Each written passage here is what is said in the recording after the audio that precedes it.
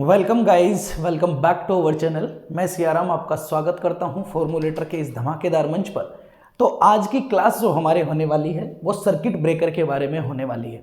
Previous class में हम लोगों ने सर्किट ब्रेकर के बारे में ही पढ़ा था कि सर्किट ब्रेकर जो होता है वो किस तरीके से ऑपरेट होता है।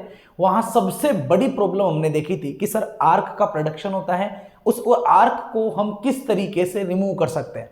तो वहां हम लोगों ने दो मेथड पढ़े थे, रेजिस्टेंस स्विचिंग वाला, रेजिस्टेंस के बारे में पढ़ा था, सही बात है। और दूसरा हम लोगों ने पढ़ा था करंट जीरो इंटरप्शन वाला मेथड। कुछ थ्योरीज भी पढ़ी थी, जैसे एनर्जी वाली थ्योरी पढ़ी थी हम लोगों ने, और वोल्टेज रेस थ्योरी पढ़ी थी, और बाकी पूरा का पूरा बेसिक बिहेवियर सर्किट ब्रेकर का देख लिया था। ओके, अब आज मैं फिर से वही टॉपिक में फिर से क्यों लेके आया हूं, वापस से मैंने सर्किट ब्रेकर क्यों लिखा है, तो सुनो कुछ इंटरेस्टिंग फैक्टर, कुछ अलग चीजें जो आप लोगों को सर्किट ब्रेकर के बारे में पता होना चाहिए, ताकि आगे जब आप एग्जाम्स की तैयारी करो तो वहां पे भी आपकी अच्छी खासी पकड़ होनी चाहिए। ठीक है ना। ओके, देखो तो आज हम बात करने वाले हैं, टॉपिक कुछ ऐसा डाल लो, इंपॉर्टेंट टर्म्स ऐसे डाल लो, कुछ important terms related to circuit breaker.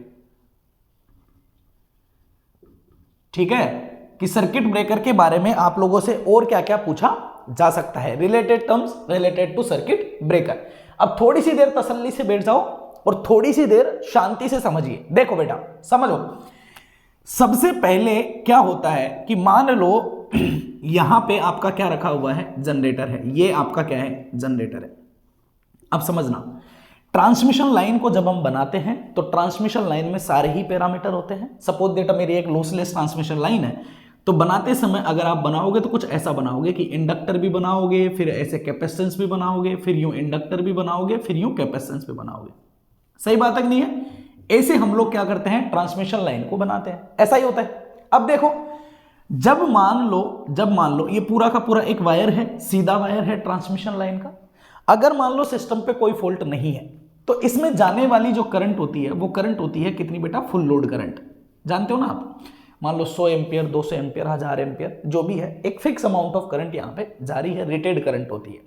तो उस केस में ये इंडक्टर जो होता है और ये कैपेसिटर जो होता है, ये दोनों ही क्या होते हैं, इफेक्टिवली वर्क करते हैं।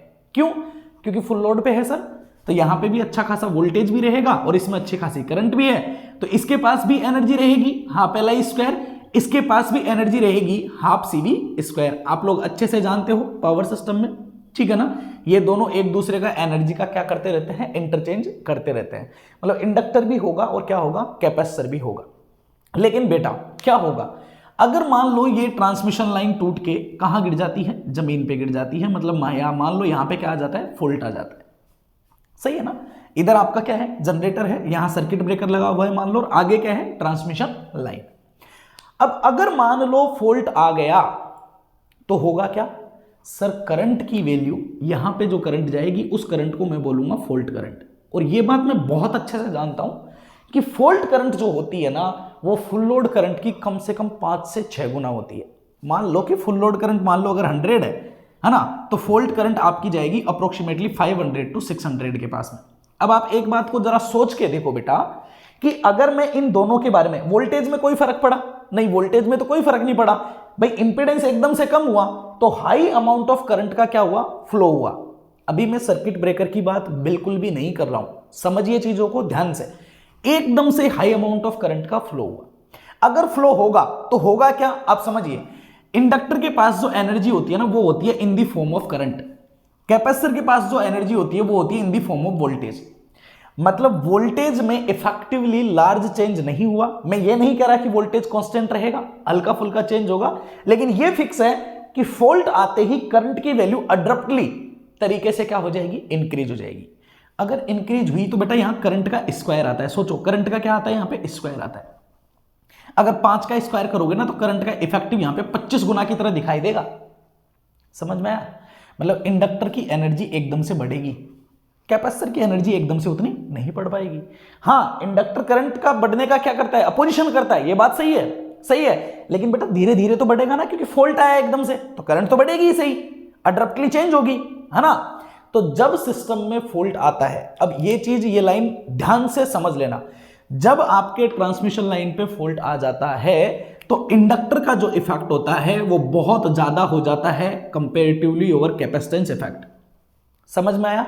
ट्रांसमिशन लाइन के इंडक्टेंस का जो इफेक्ट होता है वो कैपेसिटेंस के इफेक्ट से बहुत ज्यादा क्या हो जाता है, हाई हो जाता है। रीजन आप लोगों को समझ में आया? क्या रीजन होगा? क्योंकि सर फुल लोड करंट थी जब तक दोनों का बिहेवियर इक्वलाइज था, लेकिन जैसे ही फॉल्ट आया, फॉल्ट करंट जो होती है वो फुल लोड करंट से काफी ज्यादा क्या होती है, हाई होती है। अगर ये हाई हुई तो इंडक्टेंस का जो इफेक्ट होगा, क्योंकि यहां करंट का स्क्वायर है, हाफ एल आई स्क्वायर है, तो इंडक्टेंस का इफेक्ट जो होता है वो कैपेसिटेंस के कंपैरिजन में काफी ज्यादा क्या हो जाता है, हाई हो जाता है। क्या हो जाता है बेटा? हाई हो जाता है।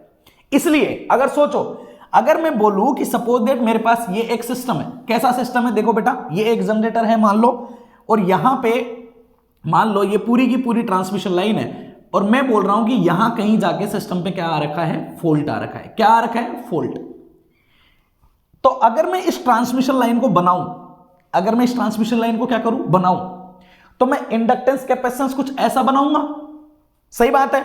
अब चूंकि मुझे पता है कि जैसे ही सिस्टम पे फॉल्ट आता है कैपेसिटेंस का इफेक्ट नेग्लिजिबल हो जाता है और इंडक्टेंस का इफेक्ट काफी क्या होता है, डोमिनेट करता है सिस्टम को। तो मैं यहां पे जब इसको रिप्रेजेंटेशन करूंगा तो क्या अगर मैं इसको ऐसा बनाऊं, एक फॉल्ट के लिए अगर मैं इसको ऐसा बनाऊं कि यहां पे मैंने एक इंडक्टेंस दिखा दिया और मैंने बोला कि काम मुझे किसको करवाना है, सर्किट ब्रेकर को करवाना है। तो मान लो सर्किट ब्रेकर मेरा लगा हुआ है कहां पे, यहां पे, और ऐसे आया मेरा फॉल्ट। अगर मैंने ऐसे एक सिस्टम को बनाया तो क्या ऐसे एक सिस्टम को बना पाना गलत होगा क्या? पहले मुझे यह बताओ आप।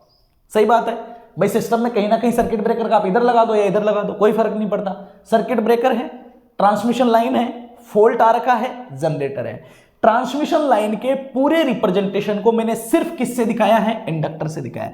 कैपेसिटेंस भी लाऊंगा मैं, आगे जाके लाऊंगा, ठीक है ना, पर अभी के लिए मैं सिर्फ इंडक्टेंस ला रहा हूं। रीजन मैंने आप लोगों को समझाया है। क्या रीजन है सर? रीजन सिर्फ और सिर्फ इतना सा है कि जैसे ही फॉल्ट आया, करंट बहुत ज्यादा हाई हुई, तो इंडक्टेंस का इफेक्ट कैपेसिटेंस के कंपैरिजन में डोमिनेट कर गया, तो कैपेसिटेंस का इफेक्ट नेग्लिजिबल हो गया और इंडक्टेंस का इफेक्ट काफी ज्यादा हाई हो गया। क्लियर है कहानी या नहीं है? पूरा क्लियर है ना? ओके, अब आगे चल सकते हैं। थोड़ा सा इसको हटा दूं मैं। देखो ये चीजें ना, ये आपको कहीं नहीं मिलेगी बुक्स वगैरह में। इन चीजों को आपको समझना कंपलसरी है, इसलिए वीडियोज को आप अच्छे से और ध्यान से देखा करो बेटा, है ना। एक एक चीज का बाल की खाल निकालना कंपलसरी है, हमें अच्छे से समझ में आना चाहिए, बस बात ये है। अब समझिए, देखो मान लो ये यहां पे फॉल्ट आया। फॉल्ट आने के बाद में सबसे पहला काम होता है कि रिले उसको क्या करता है, सेंस करता है। परफेक्ट है। अब रिले उसको क्या करेगा, सेंस करेगा। सेंस करने के बाद में सिग्नल भेजेगा किसको, सर्किट ब्रेकर को। फिर जाके सर्किट ब्रेकर क्या होगा, ओपन होगा। कुछ टाइम लगेगा प्रोसेसिंग में, टाइम लगेगा नहीं लगेगा? सही बात। जब तक टाइम लगेगा तब तक इस पूरे सर्किट में जो करंट का फ्लो होता रहेगा वो करंट कौन सी रहेगी, फॉल्ट करंट। कौन सी करंट रहेगी, फॉल्ट करंट। अब कुछ वर्ड समझिए, देखो ये फॉल्ट करंट इसमें जा रही है, किसमें होते हुए फ्लो हो रही है, सर्किट ब्रेकर में होते हुए ये फॉल्ट करंट फ्लो हो रही है ना, क्योंकि अभी तक तो सर्किट ब्रेकर ओपन नहीं हुआ भाई। रिले सेंस करेगा, फिर सर्किट ब्रेकर को सिग्नल भेजेगा, तब जाके सर्किट ब्रेकर ओपन होने की कोशिश करेगा। मतलब अभी तक ये फॉल्ट करंट इसमें होते हुए जा रही है कि नहीं जा रही है? सही बात है। तो क्या सर्किट ब्रेकर को जब आप बनाओगे तो क्या उसके पास एक कैपेबिलिटी होनी चाहिए, और वो कैपेबिलिटी क्या होनी चाहिए कि वो इस करंट को अपने अंदर से फ्लो कराने की कैपेबिलिटी रखे। मतलब फ्यूज के जैसा नहीं होना चाहिए। जैसे फ्यूज जानते हो ना आप, हाई करंट गई और तुरंत क्या हो जाता है, पिघल जाता है। क्या ऐसा होना चाहिए क्या सर्किट ब्रेकर? ना भाई, ऐसा क्यों? थोड़े टाइम के लिए तो फॉल्ट करंट इसमें जाएगी कि नहीं जाएगी? बिल्कुल जाएगी। तो समझिए, एक वर्ड होता है that is called your making current. मैं बहुत सारे वर्ड बताऊंगा, ठीक है ना। हाँ, एक वर्ड होता है that is called your making current. अब मेकिंग करंट क्या कहलाता है, समझिए कि वो हाईएस्ट करंट जिस करंट को सर्किट ब्रेकर अपने अंदर से आसानी से फ्लो करवा लेता है। अब हाईएस्ट करंट कौन सी हो सकती है, सोचो। फुल लोड करंट तो फॉल्ट करंट से कम ही होती है, सही बात है ना। तो बेटा हाईएस्ट करंट तो फॉल्ट करंट ही हो सकती है ना, सही बात है। तो मेकिंग करंट क्या होता है, मेकिंग करंट वो होता है कि जब सिस्टम पे फॉल्ट आ जाए और सर्किट ब्रेकर ओपन ना हो, उस टाइम पे सर्किट ब्रेकर में से फ्लो होने वाली मैक्सिमम करंट मेकिंग करंट कहलाती है। क्या कहलाती है? Making current. वर्ड दिल क्लियर रखना, क्या लिखोगे? The highest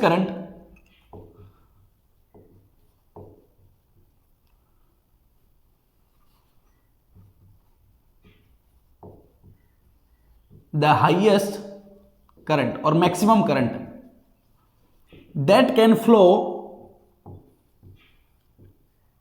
through the circuit breaker. Clear है कि नहीं है? तो अगर इतनी करंट मैक्सिमम जा सकती है सर्किट ब्रेकर में से, ठीक है ना, तो मैक्सिमम करंट हमेशा क्या कहलाती है? रेटिंग होती है। ओके, तो यू कैन से कि इट्स डिसाइड द रेटिंग या the current rating of the circuit breaker. ये समझ में आया या नहीं आया? Current rating of the circuit breaker. अब ये करंट तो बेटा बहुत ज्यादा हाई होने वाली है, सही बात है। और ये कब होगा? ये पॉसिबल कब होगा? तो ड्यूरिंग दी फॉल्ट। और कौन से टाइम पे?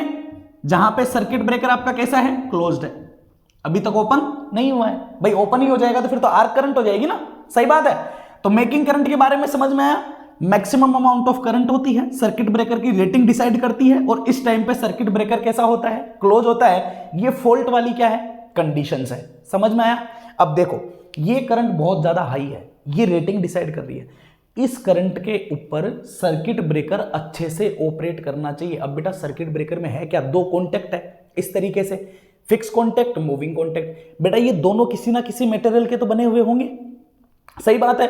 अब एक बात बताओ, अगर इसमें से करंट जाएगी तो वो तो हीट प्रोड्यूस करेगी, I²RT करेगी कि नहीं करेगी? अलग तो हुए नहीं, जुड़े हुए हैं, है ना। तो वायर का कुछ ना कुछ तो इनका रेजिस्टेंस होगा। क्या उस हीट पे, क्या इस करंट पे सर्किट ब्रेकर के फिक्स कॉन्टेक्ट और मूविंग कॉन्टेक्ट पिघल जाने चाहिए क्या? नहीं सर, मेकिंग करंट है, मतलब इस करंट को ये अच्छे से फ्लो कराना चाहिए। तो सर्किट ब्रेकर को बनाते समय क्या ध्यान रखना है कि फिक्स कॉन्टेक्ट और मूविंग कॉन्टेक्ट हम जिस भी मटेरियल का बनाएं, उस मटेरियल का मेल्टिंग पॉइंट बहुत ज्यादा हाई होना चाहिए। क्यों? क्योंकि सर अच्छा खासा टेम्परेचर क्रिएट होना, अच्छी खासी इसमें होते हुए करंट जाए ना, तो भी ये इंसान पिघलना नहीं चाहिए, क्योंकि मेकिंग करंट पे ये पिघलता नहीं है, अच्छे से क्या करता है? ऑपरेट करता है। और मेकिंग करंट इसकी मैक्सिमम करंट होती है। समझ में आ गई कहानी? तो मेकिंग करंट से आप एक लाइन और लिख सकते हो। क्या लिख सकते हो? सर्किट ब्रेकर की प्रॉपर्टी क्या लिख सकते हो? ओके, तो the material must be having high melting point and mechanical strength भी लिख लो, है ना।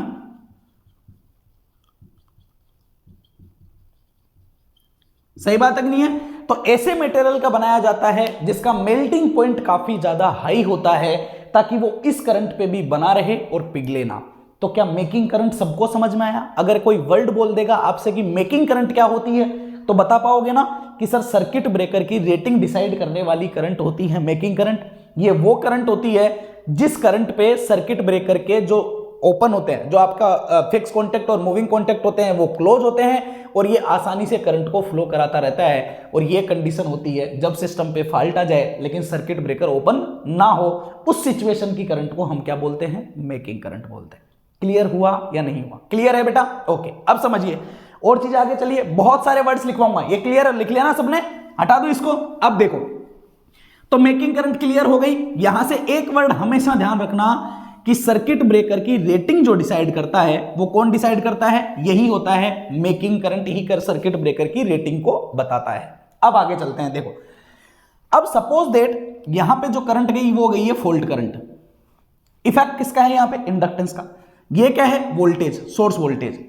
अगर मैं सोर्स वोल्टेज और फॉल्ट करंट की बात करूं तो मुझे यहां से एक बात समझ में आ रही है। क्या सर? 3 फेज का सिस्टम है, दोनों का बिहेवियर तो साइनोसॉइडल होगा, ये बात सही है, लेकिन यहां कौन है? इंडक्टर है।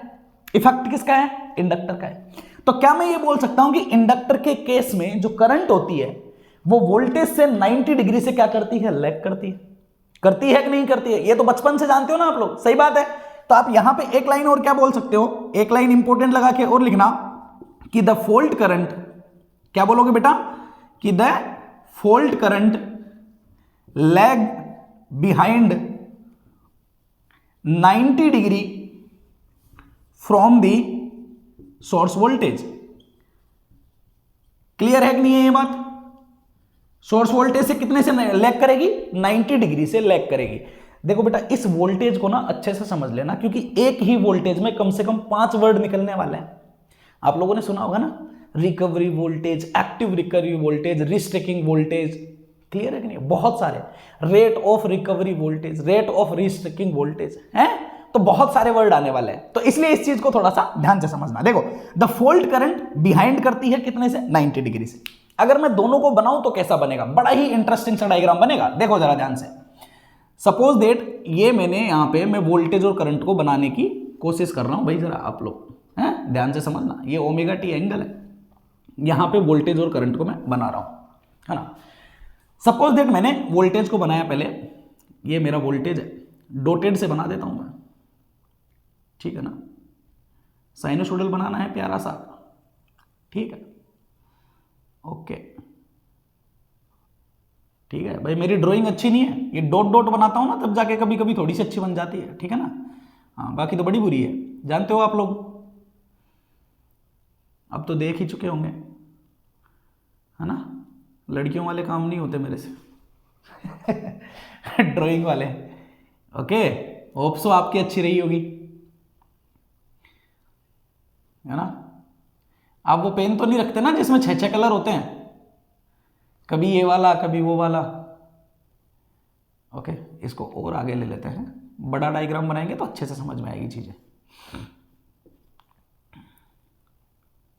ठीक है, सफिशिएंट है इतना, ओके। देखो, करंट बना देता हूं 90 डिग्री से, 90 डिग्री पीछे से स्टार्ट कर देते हैं, यहां से स्टार्ट कर देते हैं करंट को, ठीक है। तो करंट कुछ ऐसा है, चलो करंट को भी डॉट से बना देते हैं, ओके। अच्छे से बनाना आप लोग ये डायग्राम, ओके, क्योंकि बहुत सारी चीजें आप लोगों को यहां से समझ में आने वाली है, इट्स इंपॉर्टेंट। आज की क्लास का सबसे इंपॉर्टेंट डायग्राम यही है, ठीक है। अब देखो बेटा, ये जो बनाया है, ये मैंने बनाया है फॉल्ट करंट को, आई ऑफ एफ, और ये जो मैंने बनाया है, ये मैंने बनाया किसको? वोल्टेज को,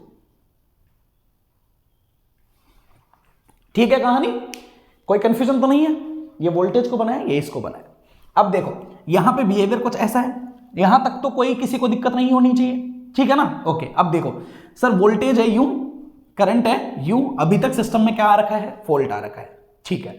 अब आगे का ऑपरेशन करते हैं थोड़ा सा, इसको मिटा दूं मैं यहां से, देखो ये मैंने हटा दिया, वेरी गुड, ये हटा दिया मैंने। अब देखिए, अब क्या होगा सर? फॉल्ट आया, रिले ने किया सेंस करने के बाद में रिले ने सिग्नल भेजा किसको? सर्किट ब्रेकर को, और सर्किट ब्रेकर क्या हो गया? ओपन हो गया। यही होता है, यही होता है कि नहीं होता है? बताओ, सर्किट ब्रेकर क्या हो गया? ओपन हो गया। ये हो गया सर, ये ओपन हो गया सर्किट ब्रेकर, ये है ना। इसके अक्रॉस आने वाले वोल्टेज को मैं V बोल देता हूं, चलेगा? V ऑफ सर्किट ब्रेकर या V ऑफ CD। तो सर्किट ब्रेकर क्या हो गया? ओपन हो गया। यहां बीच में क्या, किसका प्रोडक्शन होगा? आर्क का प्रोडक्शन होगा। जानते हो कि नहीं जानते हो? अब तो समझ में आ गया होगा। आर्क कल की क्लास में देखा था।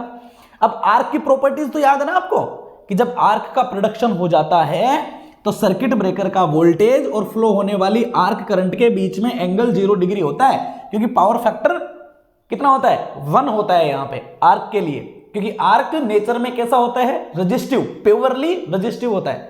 क्लियर है ना कहानी? ओके।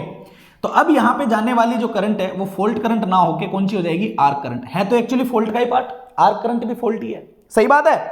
अब देखो कहानी में इंटरेस्टिंग फैक्टर क्या आता है। कल हम लोगों ने एक बात पढ़ी थी कि जब भी हम सर्किट ब्रेकर को ओपन करते हैं तो हमने एक मेथड पढ़ा था, जीरो करंट इंटरप्शन मेथड, सही बात है। उस मोमेंट पे सर्किट ब्रेकर को ओपन करते हैं जब करंट 0 से पास हो रही हो। अब देखो जरा ध्यान से, अगर मान लो मैंने बोला कि किसी, ये पूरा सिस्टम मैंने किसका बनाया था? ये पूरा का पूरा सिस्टम आपका फॉल्ट करंट का ही बना हुआ था। मान लो यहां पे फॉल्ट आया था, करंट ए से फ्लो होना क्या हुई थी? शुरू हुई थी 90 डिग्री से, ठीक है ना, ओके। अब मैं सर्किट ब्रेकर को ओपन किया, तो पहले तो ये बताओ कि कौन सी जगह पे मैं जाके ओपन करूंगा। तो आप बोलोगे सर मैं यहां से देखा फॉल्ट, मान लो यहां आया, इस t = 0 पे फॉल्ट आया, तो यहां से मैंने देखा कि करंट 0 को कब पास करेगी। मैं गया गया गया जाते जाते देखा, ओके पता लगा यहां पे 0 आ रहा है। भाई हम जल्दी से ये काम करने की कोशिश करते हैं ना कि फॉल्टी पार्ट को हटा दे, हेल्थी पार्ट को रख ले, यही करते हैं। तो फॉल्टी पार्ट को हटाना है, तो जैसे ही पहले 0 पे जाएगी, मैंने क्या किया, सर्किट ब्रेकर को ओपन कर दिया। ये कहानी समझ में आई, ये मैंने कल की क्लास में बताई थी। सही बात है बेटा। अब मैंने यहां पे जाके सर्किट ब्रेकर को ओपन कर दिया है। समझना, सर्किट ब्रेकर को ओपन मैंने यहां किया है। ये मैं एक लाइन ड्रॉ कर देता हूं इस तरीके से यहां पे, ठीक है। तो इस पॉइंट पे मैंने यहां पे सर्किट ब्रेकर को क्या किया है, ओपन किया है। इसके पहले वाले पोर्शन में सर्किट ब्रेकर जो था वो क्या था, क्लोज था। यहां जाके ओपन कर दिया, तो आर्क का प्रोडक्शन कहां से होगा, यहां पे जाके आर्क का प्रोडक्शन होगा। यहां पे आएगी आपकी आर्क, यहां से आना शुरू हुई है। अब आप जानते हो, अगर इस वोल्टेज को अगर मैं बनाना चाहूं सर्किट ब्रेकर के अक्रॉस का वोल्टेज, तो आप जानते हो कि V(CB) जब ये बंद रहा होगा तो साइनोसॉइडली वोल्टेज था, कोई बात नहीं, यही चल जाएगा। जैसे ही आप ओपन करोगे, ये जो वोल्टेज रहेगा, भाई मान लो ये फॉल्ट करंट जो होगी वो कन्वर्ट हो जाएगी किसमें, आर्क करंट में। क्या बन जाएगी, ये आर्क करंट। इसके बाद तो आर्क दिखाएगी ना, ये बन जाएगी आर्क करंट। यहां पे ये जो वोल्टेज रहेगा, मान लो इसको मैंने बना दिया V(CB)। अगर मैं सर्किट ब्रेकर के अक्रॉस वोल्टेज बनाऊं तो बताओ कैसा होना चाहिए सर। V(CB) में और आर्क करंट के बीच में एंगल 0 डिग्री होना चाहिए, 90 डिग्री नहीं होगा, एंगल 0 डिग्री होना चाहिए। क्यों होना चाहिए, क्योंकि आर्क नेचर में रेजिस्टिव होता है। परफेक्ट है। अब एक बात बताओ, जब आपने यहां पे इसको ओपन किया तो वोल्टेज कहां था, यहां था। अब वोल्टेज के साथ क्या होगा, वोल्टेज यहां था, सही बात है। तो मतलब वोल्टेज आपका यहां से, देखो पहले ऐसे था, यहां से अचानक कहां आ जाएगा, यहां आ जाएगा 0 पे। ऐसे बिहेवियर बना लेगा ये। अब यहां से अब करंट को फॉलो करेगा पूरा। देखो करंट यहां से यहां तक पॉजिटिव में है, तो वोल्टेज भी यूं पॉजिटिव में रहेगा, यहां से चलेगा यूं, ठीक है। अब यहां जाके वापस से पोलैरिटी चेंज करेगा, दोनों के बीच में फेज एंगल 0 है, देख लो सेम एंगल पे कट किया है मैंने। फिर यूं जाएगा, फिर यहां पे जाके वापस से ऐसा रहेगा। क्या कहानी समझ में आ रही है। देखो ये जो वोल्टेज बनाया मैंने, ये रेड मार्क से ये बनाया मैंने V(CB)। कब, जब सर्किट ब्रेकर में यहां में आर्क का प्रोडक्शन हो रहा है। क्या ये कहानी समझ में आ रही है क्या आप लोगों को, समझिए। सर्किट ब्रेकर के वोल्टेज में और करंट के बीच में एंगल 90 डिग्री का था जब तक सर्किट ब्रेकर क्लोज था। जैसे ही सर्किट ब्रेकर ओपन हुआ, अगर मैं इसकी बात नहीं कर रहा हूं, अगर मैं V(CB) को बनाऊंगा तो V(CB) और आर्क करंट के बीच में एंगल 0 हो जाएगा सर, बिकॉज आर्क जो होता है वो रेजिस्टिव इन नेचर होता है। तो ये वोल्टेज था यहां पे, मुझे लाना था यहां पे, 0 0 करना था, तो यहां से डायरेक्ट जंप करके यहां आ जाएगा। वोल्टेज में सडन चेंज हो सकता है VCB के अक्रॉस, क्यों, क्योंकि बेटा इंडक्टर है, करंट नहीं है, समझ गए। तो करंट में सडन चेंज नहीं होगा, इसलिए करंट को मैंने साइनोसॉइडल बनाया है। क्यों नहीं होगा सर, बिकॉज बेटा इंडक्टेंस का इफेक्ट इफेक्टिव है। फॉल्ट के टाइम पे भी, आर्क के टाइम पे भी इंडक्टेंस तो है ना, बिल्कुल है।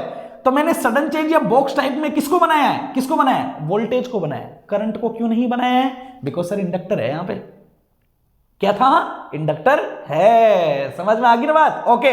अब आप जानते हो ना, ऐसा बिहेवियर है भाई, इधर वोल्टेज है इधर वोल्टेज है, तो इलेक्ट्रिक फील्ड या तो यूं होगा या इलेक्ट्रिक फील्ड यूं होगा। तो कभी यहां पे पॉजिटिव यहां नेगेटिव, कभी यहां नेगेटिव यहां पॉजिटिव। तो सिर्फ क्या चेंज होगा, पोलैरिटी चेंज होगी बस। देखो एंगल मैंने 0 लिया है, रेड मार्क को देखो, रेड पेन से करंट को बनाया था, जहां पे करंट 0 से क्रॉस कर रही है, वही मैंने आर्क के वोल्टेज को 0 से कराया है। देखो जरा ध्यान से, क्या कहानी समझ में आई, बिल्कुल सही बात है। यहां से लेके यहां तक, कहां तक, यहां तक, यहां से लेके यहां तक, ये वो रीजन है जब आर्क का प्रोडक्शन हुआ है और आर्क है सिस्टम में। यहां से लेके यहां तक ये वो रीजन है जब यहां पे फ्लो होने वाली करंट फॉल्ट करंट है। ये वो रीजन है जहां फ्लो होने वाली करंट आर्क करंट है। फॉल्ट करंट का बिहेवियर समझ गए, आर्क का बिहेवियर समझ गए। अब हम क्या करते हैं, अब हम सर कई सारे मेथड लगाते हैं, वोल्टेज रेस थ्योरी लगाते हैं, एनर्जी वाला लगाते हैं, रेजिस्टेंस स्विचिंग लगाते हैं। सारे मेथड लगाने के बाद में फाइनल काम हम क्या करते हैं, इस आर्क को खत्म करने की कोशिश करते हैं। यहां से आर्क को हम क्या करते हैं, फिनिश करते हैं। यही होता है ना हमारा पर्पस, ठीक है। अब मान लो यहां इस आर्क को मैंने क्या कर दिया, खत्म हो गया। ये आर्क को मैंने क्या कर दिया, खत्म कर दिया। अगर मैं आर्क को खत्म कर दूंगा तो यहां से यहां पे कोई कंडक्टिविटी बचेगी क्या, नहीं बचेगी। तो ये पार्ट हो जाएगा अलग, ये पार्ट हो जाएगा अलग। तो क्या यहां पे कोई करंट का फ्लो होगा क्या, इधर कोई करंट आएगी क्या, नहीं आएगी। तो मतलब करंट कितनी हो जाएगी, जीरो हो जाएगी सर, फॉल्ट करंट नहीं आएगी। पहले फॉल्ट करंट थी, वो आर्क करंट में बदली, और जब आर्क खत्म हो जाएगी इस जगह पे, इस पॉइंट पे जाके, मान लो किसी एक पर्टिकुलर पॉइंट पे जाके आई ऑफ आर्क जो है वो क्या हो गया आपका, मान लो फिनिश हो गया। तो इसके आगे वाला जो पोर्शन बचेगा, इसमें फ्लो होने वाली जो करंट रहेगी, आई जो रहेगी, वो कितना हो जाएगा, जीरो हो जाएगा। बताओ क्या इसमें से कोई करंट जाएगी क्या फिर, जब सर आर्क ही खत्म हो गया है। फॉल्ट को हटाने के लिए हमने ओपन किया, ओपन करते ही आर्क का प्रोडक्शन हुआ, हम लोगों ने अपने मेथड लगाए, रेजिस्टेंस बढ़ाया, कूलिंग बढ़ाया, जो भी किया, आर्क को हमने क्या कर दिया, खत्म कर दिया। अब जैसे ही आर्क खत्म हुआ, करंट तो जीरो हो गया, परफेक्ट है। अब बेटा करंट जीरो हो गया, यहां पे करंट हो गया जीरो, मतलब आगे करंट नहीं जा रहा है। तो अब किस्सा क्या होगा भाई, ये टूट गया, ये हेल्थी पार्ट इधर रह गया, वोल्टेज तो अभी भी है। सर्किट ब्रेकर ओपन हुआ है तो करंट जीरो हो गया, लेकिन वोल्टेज तो है ना बेटा, वोल्टेज तो जीरो नहीं हुआ, वोल्टेज तो रहेगा ओपन सर्किट के अक्रॉस। सही बात है कि नहीं है, बिल्कुल है सर। अब देखो बेटा, आप जानते हो ना, जब आप इसको ओपन कर देते हो, जैसे सपोज दैट मैंने बोला यहां पे एक ये बैटरी बना दी 10 वोल्ट की, मैंने बोला यहां रेजिस्टेंस लगा हुआ है 5 ओम का, और मैंने बोला है कि बताओ ये पॉइंट है ए और ये पॉइंट है बी, बताओ इस ए बी के अक्रॉस जो वोल्टेज होगा वो कितना होगा। आप बोलोगे सर इसमें तो करंट ही नहीं है, तो जो ये वोल्टेज होगा वो यहां मिल जाएगा 10 वोल्ट। बताओ यही बोलोगे ना, सही बात है। तो यहां भी तो कुछ ऐसा ही हो रहा है बेटा, देखो ना, इसको आप यहां लाके यूं मिला दो, ये ओपन दिख रहा है, ये सोर्स वोल्टेज है कि नहीं है, करंट हो गया जीरो। तो जो वोल्टेज यहां होगा वही वोल्टेज आपको यहां दिखेगा कि नहीं दिखेगा, परफेक्ट है। तो आपको यह नहीं दिखेगा कि V ऑफ CB जो होगा वो एक्चुअली E के बराबर हो जाएगा, सोर्स वोल्टेज के बराबर, परफेक्ट है। कितना रहेगा, सोर्स वोल्टेज के बराबर।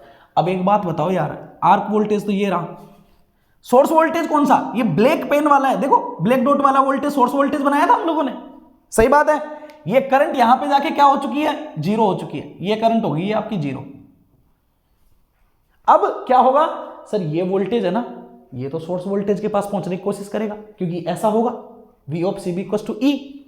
अब E तो यहां पे है, ऐसा है E तो क्या होना चाहिए, ये वोल्टेज यहां से मारेगा जंप, एकदम यहां पहुंचने की कोशिश करेगा, तो यहां से जंप मारेगा, यू जाएगा एकदम, ठीक है, एकदम से बढ़ेगा, तो यू फ्लक्चुएट करेगा, फ्लक्चुएट करने के बाद में थोड़ा यू फ्लक्चुएट करेगा, वापस से यहां पे इसको फॉलो करना शुरू कर देगा।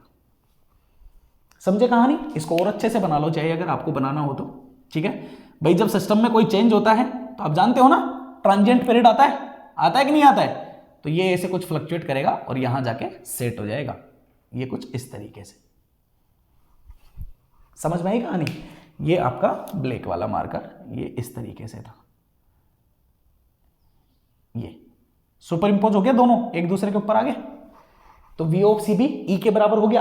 क्या ये पूरा सिस्टम आपको समझ में आएगा, पहले मुझे ये बताओ, बहुत इंपॉर्टेंट है ये, फिर से समझ लो शांति से। और देखो जब सिस्टम में फॉल्ट आता है तो करंट जो होती है वो कहलाती है फॉल्ट करंट।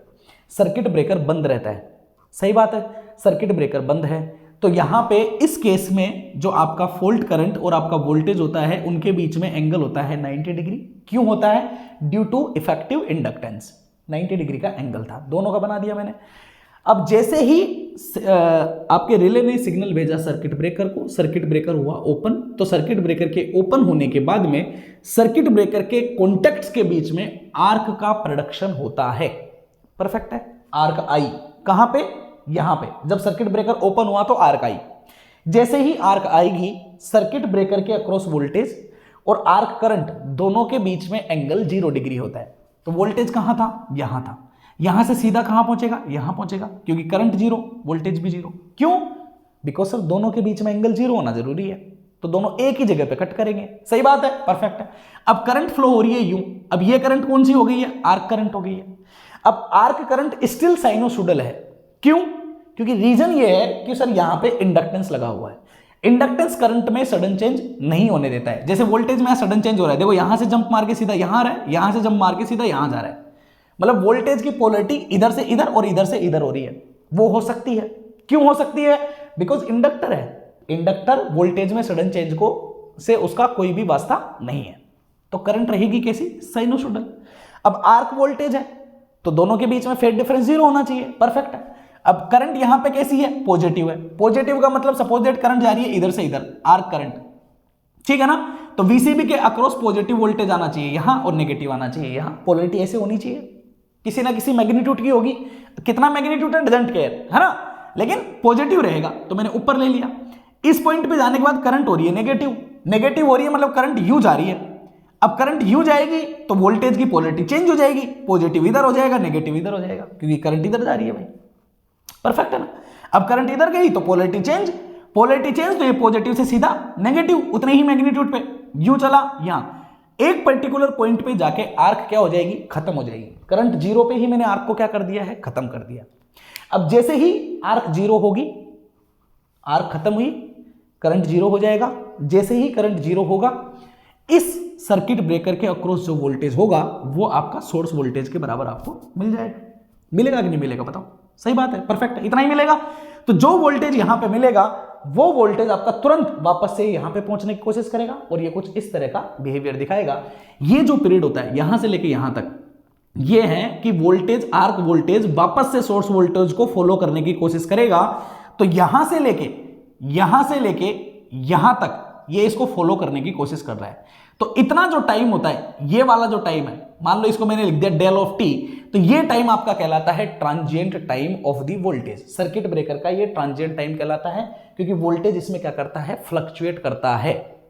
समझ में आई बातें? क्लियर हुआ कि नहीं हुआ? क्लियर हो गया? ओके। अब देखो यहां पे कुछ वर्ड्स है, अब कौन कौन से वर्ड है उनको समझ लेते हैं जरा। देखो जैसे आप लोगों ने इसको हटा दो ना अब तो, okay.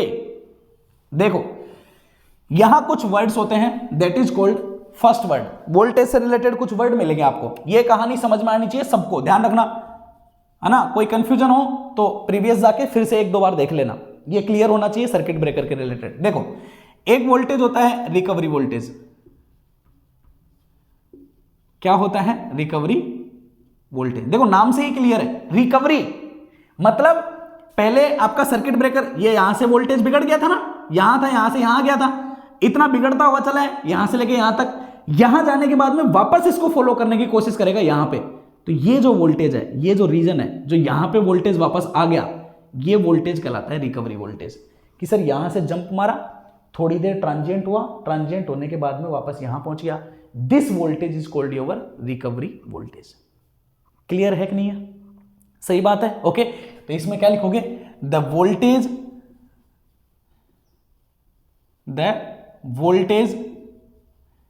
that appear across the circuit breaker after the arc finished। ठीक है, आर्क के खत्म होने के बाद में सर्किट ब्रेकर के ऊपर जो ये वोल्टेज आता है, जिसको हम बोलते हैं transient voltage, that voltage is called your recovery voltage. अब देखो यहां से जाता है तो सीधा जंप मारता है यहां पे, तो इसकी वैल्यू मैक्सिमम कितनी हो सकती है? इसकी वैल्यू मैक्सिमम हो सकती है E of M, source voltage के मैक्सिमम वोल्टेज के बराबर। ओके, तो रिकवरी वोल्टेज जो होता है, अगर आप इसकी मैक्सिमम वैल्यू की बात करो, किसकी बात करें बेटा? इसकी मैक्सिमम वैल्यू की बात करें तो ये मैक्सिमम वैल्यू हो सकता है सोर्स वोल्टेज के मैक्सिमम मैग्नीट्यूड के बराबर। सपोज दैट आपका सोर्स वोल्टेज कुछ ऐसा है, E equals to E of M sine of omega t. कोई कंफ्यूजन नहीं है ना, है ना? ठीक है, अगर ऐसा है तो ये इसकी मैक्सिमम वैल्यू कितनी हो सकती है? EM के बराबर हो सकती है। That is called your recovery voltage. Okay, एक वर्ड और होता है, समझिए, दैट इज कॉल्ड योर, हाँ नहीं, वन समय, इसकी मैक्सिमम वैल्यू इतनी हो सकती है रिकवरी वोल्टेज की, लेकिन रिकवरी वोल्टेज जो होता है वो हमेशा RMS वैल्यू को दिखाता है। ओके, ये और इंपॉर्टेंट है, थोड़ा सा ध्यान से समझ लेना। अगर आप लोगों से किसी ने डायरेक्ट पूछ लिया कि रिकवरी वोल्टेज कितना होगा, तो आप मैक्सिमम मत बताना, हमेशा उसकी कितनी वैल्यू बताना, आरएमएस, मतलब आप बताना EM/√2 की वैल्यू। परफेक्ट है ना। Recovery voltage always represent the RMS value of the voltage that appear across the circuit breaker after the arc finished. कहानी क्लियर है? ओके। नेक्स्ट वर्ड एक और होता है इसी से related, that is called your active recovery voltage. ठीक है ना। यह कहलाता है instant voltage after arc finish. अब समझिए, रिकवरी वोल्टेज तो यह था कि यहां से यूं गया, यहां जाने के बाद फ्लक्चुएट हुआ, और फ्लक्चुएट होने के बाद में जब वो रिकवर होना शुरू कर देगा तो ये वोल्टेज कहलाएगा रिकवरी वोल्टेज। इस पॉइंट पे समझ गए, ट्रांजिएंट खत्म होने के बाद में रिकवरी वोल्टेज। लेकिन समझिए, अगर आप इंस्टेंट की बात करोगे तो जैसे ही यहां से फिनिश हुआ तुरंत जो ये पहुंच रहा है, जो ये ऊपर पहुंच रहा है तुरंत, ये वोल्टेज कहलाता है आपका कौन सा, एक्टिव रिकवरी वोल्टेज। की एक्चुअल में इसको रिकवर करना है और रिकवर करते करते यहां पे पहुंचना है। सही बात है? ओके। तो ये इंस्टेंट वोल्टेज होता है। परफेक्ट है, कहानी समझ में आई? इसके बारे में मैं थोड़ी सी बात, इस वोल्टेज के बारे में आप थोड़ा सा कंफ्यूज हो रहे होंगे, मुझे पता है थोड़ा सा कंफ्यूज हो रहे होंगे, तो क्योंकि यहां से लेके यहां तक ये जो ट्रांजिएंट पीरियड है ना, ये ट्रांजिएंट पीरियड आपका कंफ्यूजन वाला क्रिएट हो रहा होगा। ठीक है, टेंशन मत लो, मैं इसको अभी समझाता हूं अलग तरीके से, अलग डिटेल में। ये दोनों डेफिनेशन लिख लो, पहले ये दोनों डेफिनेशन लिख दो। ठीक है ना, लिख लिया? अब लिख दो तो इतने से वर्ड को, भाई इतना सा कंफ्यूजन हो रहा है आपका, इस कंफ्यूजन को और क्लियर करते हैं थोड़ा वाइड तरीके से, थोड़ा अच्छे तरीके से, थोड़ी सी बाल की खाल निकालते हैं इसकी। ठीक है ना, तो इनको मैं हटा देता हूं। देखो चलो उसको समझाता हूं। वहां एक्चुअली हो क्या रहा है, पहले ये देखो। वहां हो ये रहा है कि सर सर्किट ब्रेकर में फॉल्ट आया था, आर्क आई थी, आर्क खत्म हो गई, करंट 0 हो गया और ये वोल्टेज सर्किट ब्रेकर के क्रॉस आ गया। ये वर्ड इंपॉर्टेंट है, करंट क्या हो गया, 0 हो गया। अब समझो, देखो भाई सिस्टम तो कुछ ऐसा ही था। मान लो कि यहां पे ये सोर्स वोल्टेज जिसको आपने लिखा E, यहां पे इंडक्टेंस, ठीक है, यहां जाके आपका सर्किट ब्रेकर जो कि ओपन हो चुका है, और यहां जाके ऐसे कुछ फॉल्ट है जिसमें फ्लो होने वाली करंट आपकी I 0 हो चुकी है। मतलब मैं इस पॉइंट से बाद की बात कर रहा हूं, इस पॉइंट से बाद की बात, इस पीरियड की, ट्रांजिएंट पीरियड की बात करने की कोशिश कर रहा हूं, समझिए। अब बेटा करंट हो चुका है कितना, 0। ये इंडक्टेंस से आपने किसको बनाया था, ट्रांसमिशन लाइन को। अब ट्रांसमिशन लाइन में इंडक्टेंस इफेक्टिव क्यों हुआ था, क्योंकि जब फॉल्ट आया था ना सर, तो उस टाइम पे करंट की वैल्यू बहुत ज्यादा बढ़ गई थी, तो इंडक्टेंस का इफेक्ट काफी ज्यादा हाई हो गया था और हमको कैपेसिटेंस को नेग्लिजिबल मानना पड़ गया था। चलो सही है, समझ लेते हैं। लेकिन बेटा अब तो इस पॉइंट पे जाके तो करंट 0 हो गया ना, तो अब तो इंडक्टेंस का इफेक्ट हाई नहीं रहेगा। सही बात है, अगर इंडक्टेंस का इफेक्ट हाई नहीं है तो अब क्या आप कैपेसिटेंस को नेग्लिजिबल कर सकते हो क्या, नहीं कर सकते हैं। तो अब अगर मैं ट्रांसमिशन लाइन को बनाऊं तो ट्रांसमिशन लाइन में मुझे कैपेसिटेंस भी बनाना पड़ेगा कि नहीं बनाना पड़ेगा, ये बताओ। इस पॉइंट पे बात कर रहा हूं, क्या ऐसा सर्किट होगा ना अब तो ट्रांसमिशन लाइन को पूरा बनाओगे, इंडक्टेंस कैपेसिटेंस दोनों लगाओगे, अरे लगाओगे कि नहीं लगाओगे, तो कैपेसिटेंस भी लोगे कि नहीं लोगे। सही बात है सर, ये हो गया ओपन सर्किट। अब इसके अक्रॉस वोल्टेज को आप बोल रहे हो कि सर्किट ब्रेकर के अक्रॉस वोल्टेज। अब मान लो इस कैपेसिटेंस के अक्रॉस वोल्टेज को मैं बोल देता हूं V of C, voltage across the capacitance. यार एक बात बताओ मुझे, आप अगर इस वायर को ऐसे देखो तो अगर आप इस पॉइंट को पकड़ के चलो तो इस पॉइंट के ये यूं और ये यूं, ये दोनों पैरेलल में नहीं दिख रहे आपको, सर्किट ब्रेकर और ये कैपेसिटेंस नहीं दिख रहे, दिख रहे हैं ना। तो क्या आप ये ऐसा बोल सकते हो कि आर्क खत्म होने के बाद में इस कैपेसिटर के ऊपर V ऑफ C जितना होगा उतना ही आपका V ऑफ C भी होना चाहिए।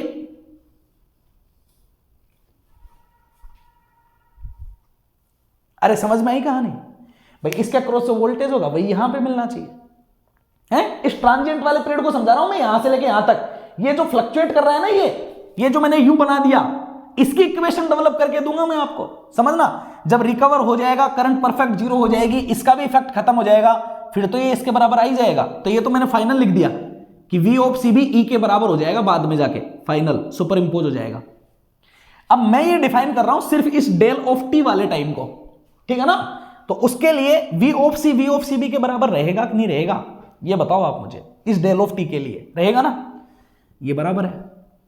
तो किस्सा क्या हो रहा होगा सर, इधर तो करंट हो गई जीरो, लेकिन ये सर्किट तो बन रहा है इधर से यूं करके यूं, मतलब मान लो यहां से कुछ करंट आएगी, वो कुछ करंट इस कैपेसिटर में होते हुए जाएगी, जिसको हम बोलते हैं चार्जिंग करंट। कैपेसिटेंस के करंट को हम क्या बोलते हैं, चार्जिंग करंट। शुरू से यही बोलते हैं पावर सिस्टम में, परफेक्ट है ना। ओके, तो अगर मैं इसके ऊपर लगा दूं KVL, क्या लगा दूं, KVL। कैसे लगाऊंगा, मैं लिखूंगा E माइनस वोल्टेज के cross V of L minus V of C equals to 0। इसमें किसी को कोई दिक्कत है क्या, ये तो बड़ी सिंपल बात हो गई, सही बात है। Okay, E minus V of L क्या होता है, L DI, करंट कितनी जा रही है, I of C DI by DT, क्योंकि आगे तो करंट जा नहीं रही, ये जो करंट आ रही है वही करंट इधर से आ रही होगी, I of C charging current, थोड़ी बहुत जो भी आ रही होगी, ऐसा ही रहेगा। माइनस ये हो गया V ऑफ C, ये तो देखना ही है मुझे कि V ऑफ C क्या होना चाहिए, इक्वल्स टू 0। आपने ये वोल्टेज देखना है क्या, तो करंट को क्यों ला रहे हो आप, वोल्टेज के फॉर्म में रखो, ज्यादा बेटर रहेगा, सही बात है कि नहीं। ओके, तो अगर मान लो आप इस वोल्टेज को निकालने की कोशिश करो, आप जानते हो कि आपका E जो होता है वो क्या होता है, E है वो आपका साइनोसॉइडल है, ये कुछ ऐसा है, E of M sine of omega t। यहां तक कोई कंफ्यूजन है क्या बच्चा, देख लो यार अभी अच्छे से, बिल्कुल सही बात है ना, एकदम परफेक्ट तरीके से समझ लो, चीजें समझ में आ गई तो काम अच्छे से बन जाएगा। अब देखो, अगर मैं इस I ऑफ C के, अगर इस V ऑफ C के बारे में बात करूं, तो कैपेसिटर के अक्रॉस वोल्टेज, कैपेसिटर के अक्रॉस करंट तो आप जानते हो, I इक्वल्स टू क्या होता है, C dV by dt, perfect है। तो अगर आप I ऑफ C को बोलो तो आप ये बोल सकते हो ना, C dV by dt, capacitance के अक्रॉस वोल्टेज, कैपेसिटेंस में करंट, यही रिलेशन होता है। अगर इसको उठा के मैं यहां डाल दूं तो ये देखो ये क्या बन जाएगा, E minus L D by d t C dV by dt, C बाहर आ जाएगा, D dt का second derivation V of C minus VC equal to 0। अरे ये तो सेकेंड डेरिवेटिव की इक्वेशन बन गई, इसको सॉल्व किया है कभी लाइफ में, अरे बहुत बार किया है सर, पावर इलेक्ट्रॉनिक्स में पूरा ये चलता है, पावर सिस्टम में पूरा ये चलता है, मशीन में पूरा ये चलता है। तो इसको आप जानते हो ना, लाप्लास में कन्वर्ट करके इसको सॉल्व करते हैं पूरे को, है ना, जानते हो। तो मैं डायरेक्ट रिजल्ट लिख दूं, अगर आपको रिजल्ट याद नहीं है तो बेटा इतना तो याद रखा करो, ठीक है ना। इसका भी कैलकुलेशन करूंगा, लंबा हो जाएगा थोड़ा सा, ठीक है। मैं डायरेक्ट लिख दूं, V ऑफ C की वैल्यू क्या आएगी, V ऑफ C आपको कुछ ऐसा मिलेगा जब आप इसको सोल्व करोगे, तो ये मिलेगा आपको E of M 1 minus cos of omega T, ऐसे फॉर्म में मिलता है आपको, समझ में आ गया। V of C E of M 1 minus cos omega T, ये जो वोल्टेज है, ये जो वोल्टेज है, ये इस वोल्टेज की इक्वेशन है, यहां से लेके यहां तक के, इस वाले ये डेल ऑफ टी में जो वोल्टेज जो फ्लक्चुएट कर रहा है ना, जो मैंने बनाया है, उसकी इक्वेशन ये वाली है, E of M 1 minus cos omega T. और इस वोल्टेज को बोला जाता है रीस्ट्रिकिंग वोल्टेज। क्या बोला जाता है, रीस्ट्रिकिंग वोल्टेज, समझ में आ गया। अब देखो, active voltage, active recovery voltage वो था कि इंस्टेंट ऑफ टाइम पे, जैसे ही बंद हुआ, जैसे ही यहां पे गया, इस टाइम पे वोल्टेज कितना है, वो सिर्फ एक पर्टिकुलर पॉइंट की बात करता है। रीस्ट्रिकिंग वोल्टेज पूरे वोल्टेज की इक्वेशन है, समझ में आ गया कि जब सर्किट ब्रेकर में जब आर्क खत्म हो जाती है तो उसके बाद में वोल्टेज कैसा होता है, वोल्टेज का बिहेवियर क्या होता है, एक्चुअल बिहेवियर क्या होता है, that voltage is called your restriking voltage. ये वोल्टेज आपका रीस्ट्रिकिंग वोल्टेज कहलाता है। यही सर्किट ब्रेकर क्या क्रॉस होगा या नहीं होगा, अब समझिए बात को। ये मैंने ये इतना सा जो फ्लक्चुएशन दिया था ना, इसकी इक्वेशन निकाल के दे दिया आपको, है ना। आफ्टर फ्लक्चुएशन ये रिकवर हो जाएगा और ये बन जाएगा E of M sine of omega t, जो आपका था उसी को फॉलो करेगा फिर, परफेक्ट है। तो ये चीज समझ में आई या नहीं आई, कहानी ये क्लियर हुई कि नहीं हुई, सही बात है। ध्यान में रखोगे इसको, कैसे आया, क्यों आया, क्या रीजन था। कोई ऐसा नहीं है कि किसी भी चीज को उठा के मैंने चिपका दिया हो, है ना, सारी चीजें आपको अच्छे से एक्सप्लेन हुई है, ठीक है ना। तो एक वर्ड और क्लियर हो गया, रीस्ट्रिकिंग वोल्टेज इक्वेशन उसकी कुछ इस तरीके से होती है। ओके, एक वर्ड और पूछा जाता है आप लोगों से बार बार, इसको हटा दूं मैं, अब ये तो समझ में आ गया, इसको हटा सकता हूं। ओके, अब देखो इसको मैं कर देता हूं रिमूव, ठीक है ना। बस चीजें समझते हुए चलो, इंटरेस्टिंग बहुत है, इंटरेस्टिंग बहुत है ये चीजें, है ना। देखो एक और आता है आप लोगों के, एक वर्ड आता है R R R V, rate of rise of restricting voltage. मतलब ये रिस्ट्रिक्टिंग वोल्टेज यूं है ना बेटा, यहां से एकदम यूं राइज करके यूं गया, यूं आया यूं आया, तो ये मैक्सिमम कितना ऊपर तक जाएगा ये डिपेंड करता है कि इसके बढ़ने की रेट कितनी है। समझ गया? इसलिए रेट की बात कर रहे हैं। तो rate of rise of restricting voltage कि कितना। अब देखो किसी भी चीज की रेट देखनी हो, है ना, जैसे आप स्पीड बढ़ा रहे हो तो कितनी तेजी से बढ़ा रहे हो, तो बेटा रेट हमेशा टाइम के अकॉर्डिंग होता है। समझ में आ गया? इसका फुल फॉर्म समझ गए? Rate of rise of restricting voltage लिखना पड़ेगा क्या? देख लो, rate of rise of restricting voltage.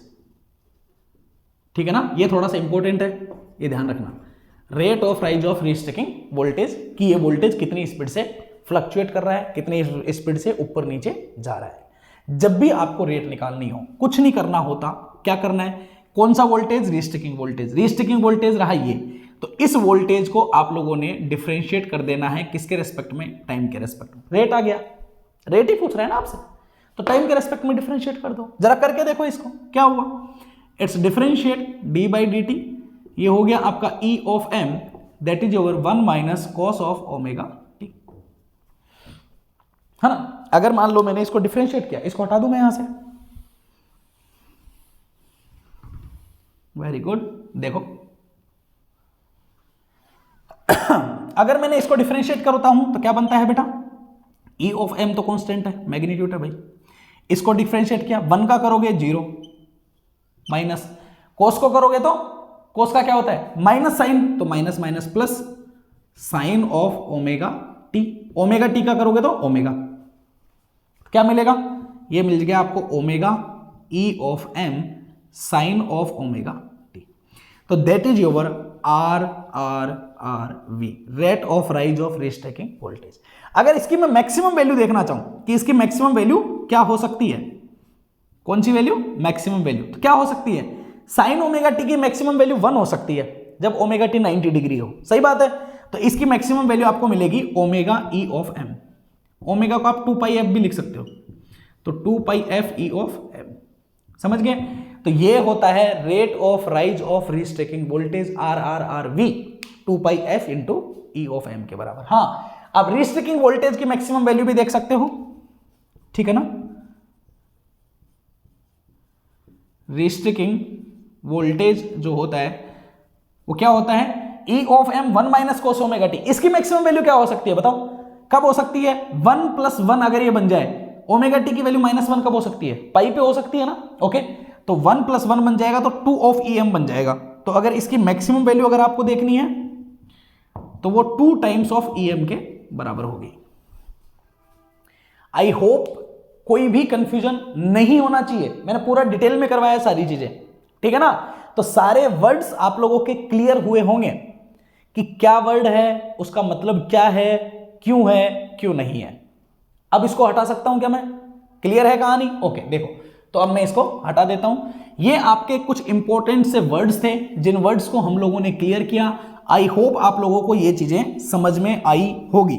अब देखो कुछ छोटी छोटी सी बातें और है जो बातें आप लोगों को कभी कभी कंफ्यूज कर देती है, कभी कभी एग्जामिनर उनके बारे में आप लोगों से पूछ लेता है और आप लोग कंफ्यूज हो जाते हो कि यार ये क्या है, क्यों पूछ लिया, सर्किट ब्रेकर में ये और कहां से आ गया, ठीक है ना। तो सुनो जरा ध्यान से और देखो, एक वर्ड है जो अधिकतर पूछ लेता है, that is called your capacitance switching.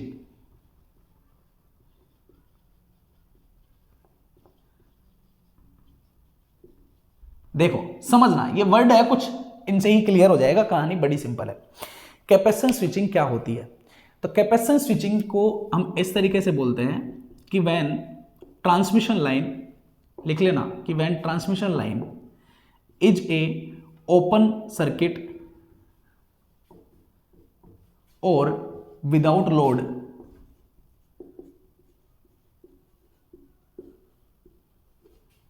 then the voltage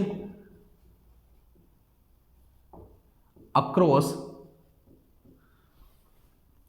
the circuit breaker is very high that can damage the system, so we used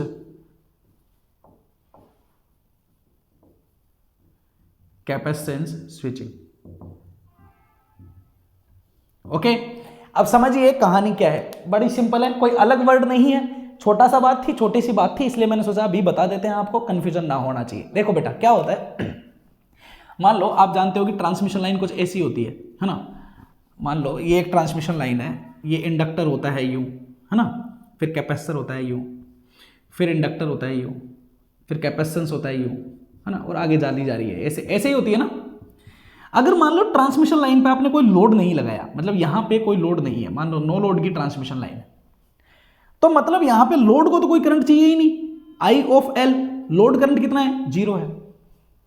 क्या ट्रांसमिशन लाइन में करंट नहीं होगी क्या, करंट तो होगी भाई, चार्जिंग करंट आएगी, थोड़ी सी इधर आएगी, फिर इधर आएगी, फिर इधर जाएगी, करंट तो होगी, लेकिन उतनी करंट नहीं होगी, क्योंकि मैक्सिमम करंट तो लोड को जरूरत होती है ना बेटा, तो करंट तो होगी लेकिन उतनी ज्यादा करंट नहीं होगी। मतलब इस केस में आप ये बोल सकते हो कि द इफेक्ट ऑफ कैपेसिटेंस, एक बात बोल सकते हो आप कि the effect of capacitance is higher या dominant, the effect of capacitance is higher than inductor. मैं किसी फॉल्ट की बात नहीं कर रहा हूं, मैं किसी फॉल्ट की बात नहीं कर रहा हूं, मैं ये कह रहा हूं कि कोई ट्रांसमिशन लाइन है और उस ट्रांसमिशन लाइन को आपने नो लोड कर दिया, मतलब उसके ऊपर कोई लोड नहीं लगाया और इधर से सप्लाई चालू है ना, तो उस केस में यहां पे लोड तो कोई करंट को कंजप्ट कर नहीं रहा, तो थोड़ी बहुत करंट रहेगी, वोल्टेज तो सोर्स का पूरा है ना बेटा, समझ में आ गया, तो कैपेसिटेंस का इफेक्ट बढ़ जाएगा according to half CV square और हाफ LI स्क्वायर, आप जानते ही हो अच्छे से, अभी थोड़ी देर पहले ही बताया था, सही है ना। तो क्या होगा, तो फिर अगर मैं सिस्टम को बनाऊं तो मैं कुछ ऐसा बोल सकता हूं कि सर मान लो कि ये मान लो आपका एक जनरेटर है ना, ये आपका जनरेटर है ना, और अगर आप इंडक्टेंस बनाना चाहो तो बना सकते हो, नहीं बनाना चाहो तो कोई मर्जी नहीं है, इंडक्टेंस नेग्लिजिबल है एक तरीके से देखा जाए तो, ठीक है ना। और यहां पे है आपका सर्किट ब्रेकर, अब ट्रांसमिशन लाइन है, अच्छी खासी लंबी चौड़ी ट्रांसमिशन लाइन है, आगे जाके कहीं लोड लगा हुआ था और उस लोड को आपने हटा दिया, तो ये जो ट्रांसमिशन लाइन बची, इस ट्रांसमिशन लाइन का बिहेवियर बच जाएगा एज ए कैपेसिटर, क्योंकि यहां पे लोड नहीं है, आई ऑफ एल कितना है, 0 है, तो ट्रांसमिशन लाइन का बिहेवियर कैसा बचेगा, एज ए कैपेसिटर। ऐसा सर्किट कभी पढ़ा है क्या आप लोगों ने, अगर आप लोगों ने कभी पावर इलेक्ट्रॉनिक्स पढ़ी होगी तो पावर इलेक्ट्रॉनिक्स की शुरुआत यहां से होती है। मान लो ये वोल्टेज है कोई E, साइनोसॉइडल है, EM साइन ओमेगा टी, ठीक है ना। अगर मान लो आप इस सर्किट ब्रेकर को ओपन करते हो तो देखो आगे तो करंट जा नहीं रही, जानते हो ना, जब कैपेसिटर ऐसे होता है, यहां से करंट जाएगी यूं, कैपेसिटर के ऊपर वोल्टेज आएगा यूं, यहां पे प्लस यहां पे माइनस, V ऑफ C। अभी तक सर्किट ब्रेकर ओपन नहीं हुआ है, जब तक सर्किट ब्रेकर ओपन नहीं होगा यहां से करंट जाएगा और ये कैपेसिटर चार्ज करना शुरू कर देगा। अब ये कैपेसिटेंस कब तक चार्ज होता रहेगा, ये कैपेसिटेंस जब तक चार्ज होता रहेगा जब तक कैपेसिटेंस के अक्रॉस जो वोल्टेज रहेगा वो सोर्स वोल्टेज के बराबर नहीं हो जाता, मतलब वो EM साइन ओमेगा टी के बराबर नहीं हो जाता, और इसके मैक्सिमम वैल्यू के बराबर नहीं हो जाता, E ऑफ M के बराबर। मान लो यहां पे 5 वोल्ट की बैटरी लगी है, सही बात है, इधर से करंट जब तक जाती रहेगी जब तक कैपेसिटेंस के अक्रॉस भी वोल्टेज 5 वोल्ट नहीं हो जाता, क्योंकि लोड को तो वोल्टेज करंट चाहिए ही नहीं, इसी में जाएगा, तो कैपेसिटेंस फुल्ली चार्ज होके बैठ गया। अब कैपेसिटेंस चार्ज हो चुका है पूरा का पूरा एकदम 110%, सही बात है। कैपेसिटेंस डिस्चार्ज होने की कोशिश करेगा, मतलब इधर से करंट फ्लो कराने की कोशिश करेगा, लेकिन यहां भी वोल्टेज उतना ही है, तो इधर भी करंट नहीं आएगी ना उधर करंट जाएगी। इस केस में आने के बाद में सर्किट में फ्लो होने वाला करंट या आई ऑफ सी, कैपेसिटेंस की करंट कितनी हो जाएगी, 0 हो जाएगी। समझ में आई बात, ओके। अब आपको ये पता लग गया कि लोड लगा हुआ नहीं है, रिले को पता लगा, रिले ने सर्किट ब्रेकर को बोला और सर्किट ब्रेकर क्या हो गया, ओपन हो गया, ये सर्किट ब्रेकर हो गया ओपन, ठीक है। अब जैसे ही यहां पे सर्किट ब्रेकर ओपन होगा V ऑफ CB, तो किस्सा क्या बनेगा। अब आप एक बात को बहुत अच्छे से जानते हो कि जब आपके सिस्टम में जब आपके सिस्टम में भाई इंडक्टर का काम तो खत्म हो गया था, जब इंडक्टेंस और कैपेसिटेंस लगा हुआ होता है, जब कैपेसिटेंस के ऊपर वोल्टेज इतना ही आ गया, इसके ऊपर वोल्टेज इतना ही है, जब सर्किट ब्रेकर है, तो आप ये बात बहुत अच्छे से जानते हो कि सर ये एक ओपन सर्किट के जैसा बिहेवियर हो गया, ठीक है ना। तो कैपेसिटेंस के अक्रॉस जो वोल्टेज होगा, या अगर मान लो ये आपको ऐसे समझ में नहीं आ रहा तो आप प्रीवियस वाला किस्सा भी मतलब यही बना लो, एक काम करो, तो आगे करंट आपकी है नहीं, तो इस कैपेसिटेंस के अक्रॉस वोल्टेज जो V ऑफ CB होगा, जो कि हम अच्छे से जानते हैं कि रीस्ट्रेकिंग वोल्टेज के बराबर होता है। सही बात है, अभी थोड़ी देर पहले ही बताया था मैंने, E of M 1 minus cos of omega t के बराबर होता है। सही बात है, और उसकी मैक्सिमम वैल्यू कितनी हो सकती है, बिकॉज कैपेसिटेंस मैक्सिमम चार्ज हो रखा है। सही बात है, और उसकी मैक्सिमम वैल्यू कितनी हो सकती है, 2 ऑफ EM के बराबर हो सकती है। अभी अभी लिखवाया था मैंने 2 मिनट पहले। आप कैपेसिटेंस को इधर भी डिफाइन कर सकते हो, कोई दिक्कत नहीं है। सही है, तो कैपेसिटेंस के क्रॉस वोल्टेज, इसके क्रॉस वोल्टेज मैक्सिमम कितना आ सकता है, 2 टाइम्स ऑफ EM। देखो इस चीज को अगर अभी मैं डेरिवेशन करूंगा बहुत लंबा चौड़ा हो जाएगा, ठीक है ना। आई होप आप लोगों ने पहले पढ़ रखा होगा, अभी थोड़ी देर पहले तो किया था। E कितना आता है, 1 minus cos of omega t। भाई देखते थे ना, V ऑफ CB कितना था, E of M 1 minus cos of omega t। अब इसकी मैक्सिमम वैल्यू कितनी हो सकती है, 2 टाइम्स ऑफ EM हो सकती है ना बेटा, हो सकती है कि नहीं हो सकती है। सही है, तो बेटा ये बताओ, सोर्स वोल्टेज ही बहुत ज्यादा हाई होता है, 11 kilo volt, 33 kilo volt, 220 kilo volt, और इसका डबल लगा दो इसके ऊपर है, तो यहां सर्किट ब्रेकर में तो आग निकलेगी बहुत भयंकर तरीके से। सही बात है, तो क्या उस आग को फिर खत्म कर पाओगे क्या आप, खत्म नहीं कर पाएंगे सर, क्योंकि जबरदस्त तरीके से आग निकलेगी।